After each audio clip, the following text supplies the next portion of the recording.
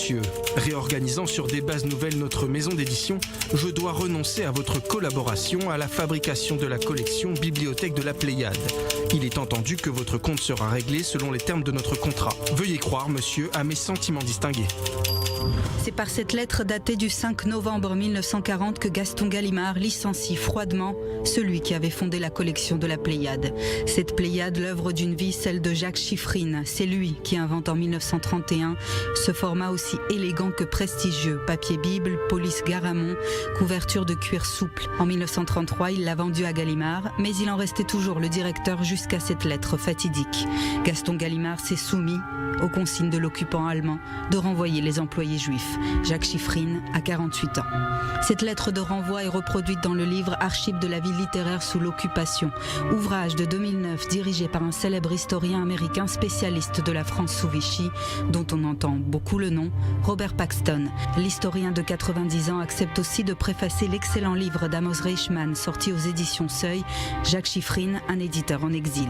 Si cette lettre de renvoi est connue du public, la vie de Jacques Yaakov Chiffrine l'est beaucoup moins.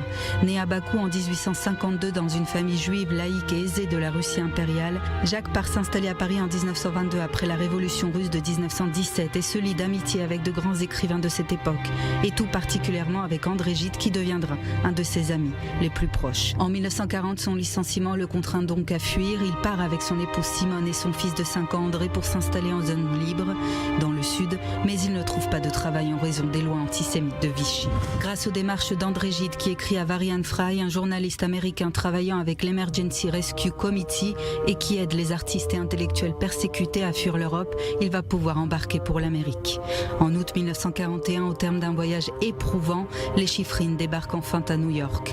Là, après 2 années de difficultés à joindre les deux bouts, Jacques Chiffrine a refondé une nouvelle maison d'édition, sœur de la Pléiade. Puis il rejoint Pantheon Books, une maison d'édition fondée par Kurt Wolff, l'éditeur de Kafka, lui-même un réfugié juif d'Allemagne. Une maison qui fait connaître aux Américains Albert Camus, Georges Bernanos ou encore Charles Péguy. Et puis c'est la victoire des Alliés. Fin octobre 1950, Jacques Chiffrine s'adresse à Raymond Gallimard et il n'a pas oublié les mots de son frère Gaston. Il est entendu que votre compte sera réglé selon le terme de notre contrat, car les sommes versées depuis la fin de la Seconde Guerre mondiale, précisément depuis 1947, ne correspondent pas à ce qui lui est dû. Gallimard propose même à l'éditeur de revenir en France. Trop tard, trop malade, pour vivre une vie qu'il a tant attendue. Son ami Kurt Wolff déclare « Quand Jacques Chiffrine dut quitter cette France qu'il aimait, quelque chose en lui est mort, sa joie de vivre et en conséquence, son désir de vivre. » Ce texte est lu à son décès, nous sommes en 1950. Jacques Chiffrine est mort à 58 ans, presque 10 ans jour pour jour après avoir reçu cette terrible lettre de Gaston Gallimard qui le privait à jamais de l'ouvrage de sa vie.